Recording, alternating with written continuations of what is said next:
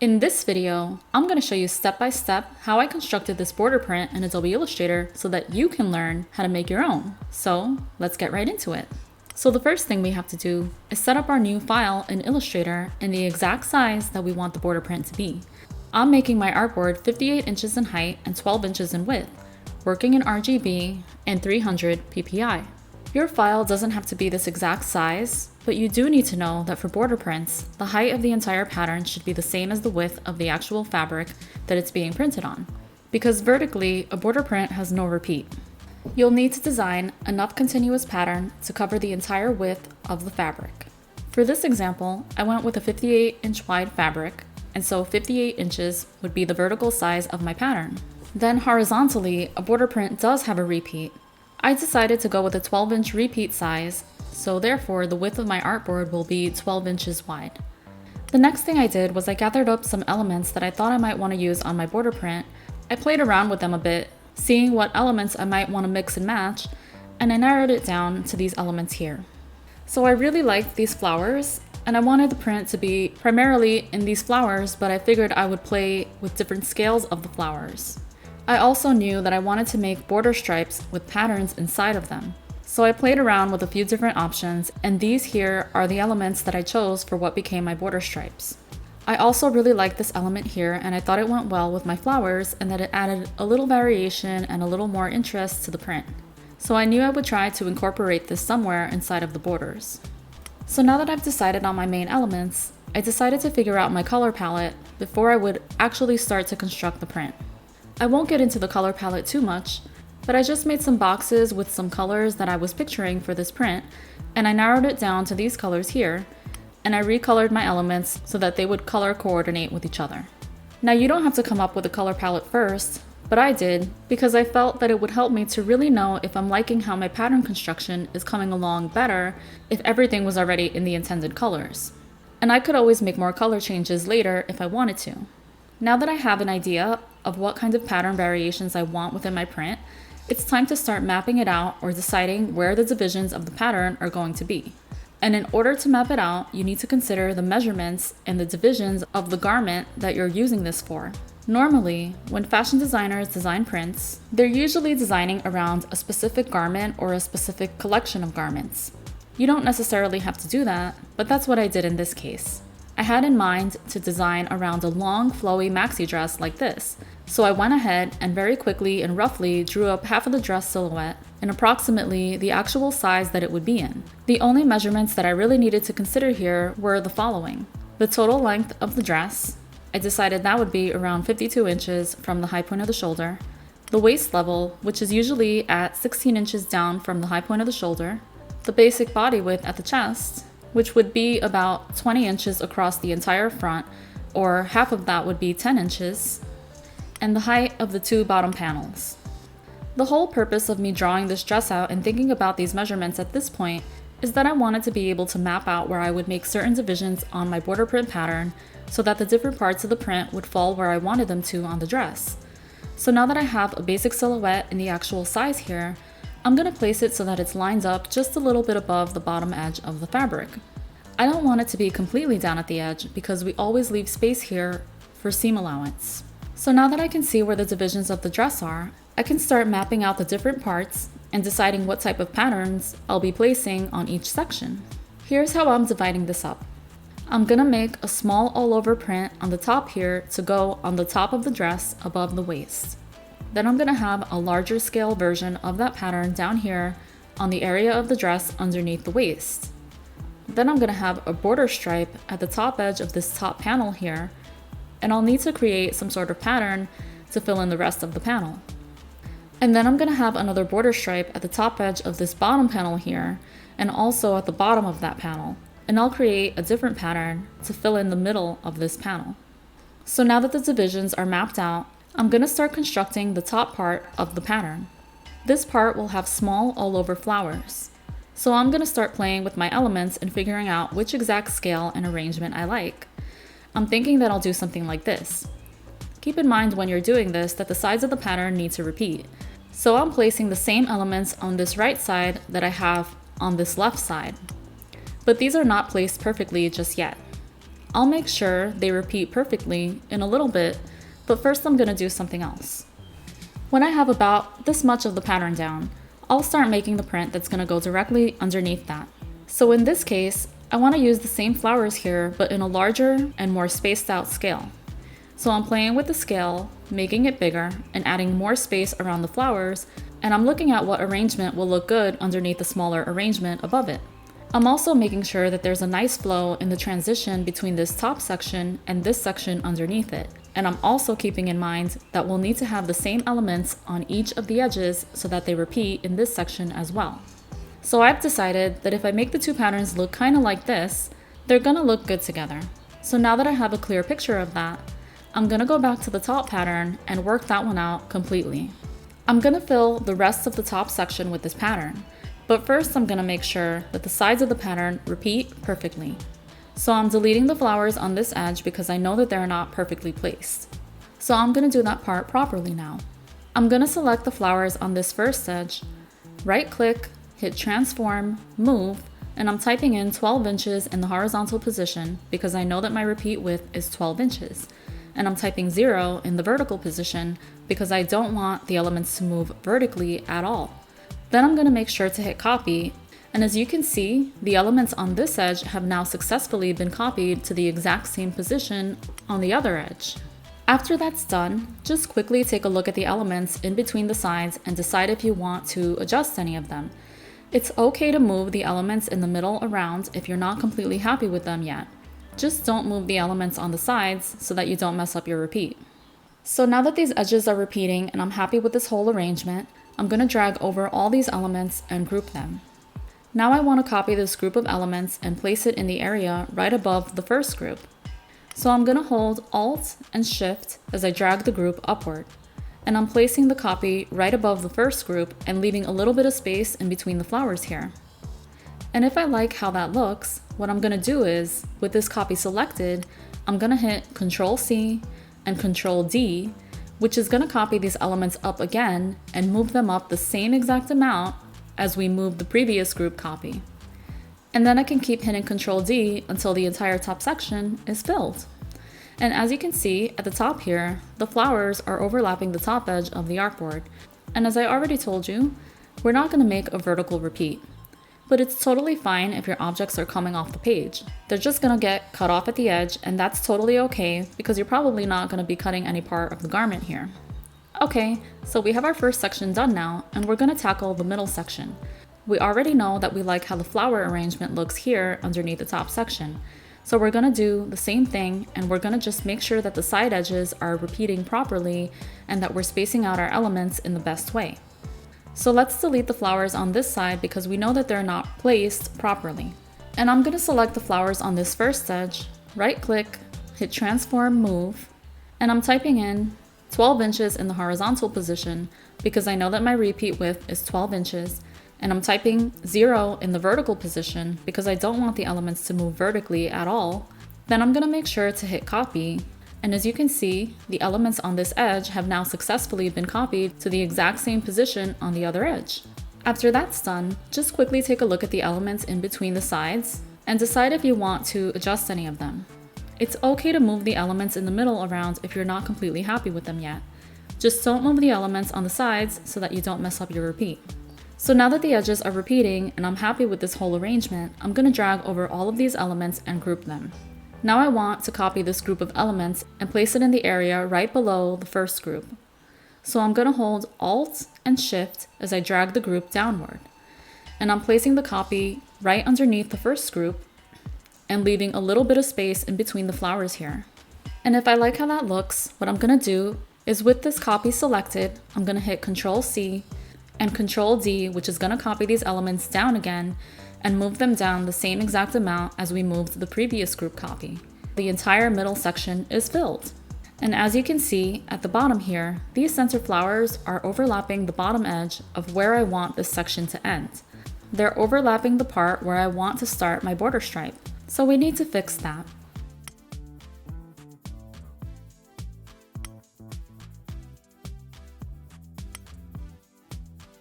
What I'm going to do is move the bottom flowers up to where I want them to end, right above the border stripe. And I'm going to redistribute the spacing between the flowers in this column and also the spacing between the flowers in this column. So I'll select all of the flowers in this second column here, go to the Align panel, making sure that Align to Selection is selected, and hitting Vertical Distribute Space, which will now adjust the placement of the flowers evenly from the top flower to the bottom flower selected. And then I'll do the same thing with the flowers in the third row, selecting them all, going to the Align panel, making sure that Align to Selection is selected, and hitting Vertical Distribute Space, which will now adjust the placement of the flowers evenly from the top flower to the bottom flower selected. And I like how that looks. If you still want to rearrange anything in the middle here, you can go ahead and do that, just making sure not to move the repeating edges, and if you're happy with it, we can move on to creating our first border stripe. And I'm going to show you how to do that right now, but real quick, if you're finding this video useful, please hit the like button and please subscribe. It'll help me to keep bringing you more useful videos like this. Okay, so now it's time to work on the border stripe. Double click on the page to create a 12-inch wide rectangle and choose any height for now. Go to the Align panel and with Align to Artboard selected, click on Horizontal Align Center to get the stripe aligned perfectly with the artboard. I want the border stripe to be placed here, and I want to have a narrow stripe at the top around this height. Then I'll hold Alt-Shift and drag it down to make another stripe beneath that. I'll change the color to a different color, and I'll drag down at the bottom of that stripe to make the height of this stripe bigger. Then I'll copy that first stripe down and place it here so that there's another narrow stripe at the bottom. And then I'll place different elements within each of these parts of the stripe. So before I place the elements within the stripe, I'm selecting the stripes and hitting Ctrl+2 to lock them. So the first stripe is going to have these alternating hearts and dots. I'm making sure that they fit the stripe height and loosely placing them on top of the stripe. When I have as many as I think I want, I'm going to take the dot on the first edge and right click, hit Transform, Move, type in 12 inches horizontal and 0 vertical, making sure to hit Copy and click OK. Now the edges will repeat. And then I'll select over all the dots and hearts in between those two dots, go to the Align panel, make sure I'm on Align to Selection, and click on Horizontal Distribute Space to space out all the hearts and dots perfectly within the repeating edges. And I'll also hit Vertical Align Center to make sure they're all on the same level as one another at the center. And then I'll group them all and hit Ctrl+2 to lock them so that I can get to work on the next group of elements that I'll be placing on the stripe below that. So this is the next set of elements that I'll be using on top of this thicker stripe. And I'll do the same thing. I'll arrange them loosely on top of the stripe, select the element on this edge, right click, hit Transform, Move, type in 12 inches horizontal and 0 vertical, make sure to hit Copy. Now the edges will repeat. And then I'll select over all of these elements, go to the Align panel, make sure I'm on Align to Selection, and click on Horizontal Distribute Space to space out all the shapes perfectly within the repeating edges. And I'll also hit Vertical Align Center to make sure they're all on the same level as one another at the center. And then I'll group them all and hit Ctrl+2 to lock them so that I can move on to work on the next group of elements that I'll be placing on the stripe below that. So on this stripe, I'll be placing these geometric elements. So following the same process, I'm placing them loosely where I want them, selecting the element on this edge, right click, hit Transform, Move, type in 12 inches horizontal and 0 vertical, make sure to hit Copy. Now the edges will repeat. And then I'll select over all of these elements, go to the Align panel, make sure I'm on Align to Selection, and click on Horizontal Distribute Space to space out all the shapes perfectly within the repeating edges. And I'll also hit Vertical Align Center to make sure that they're all on the same level as one another at the center.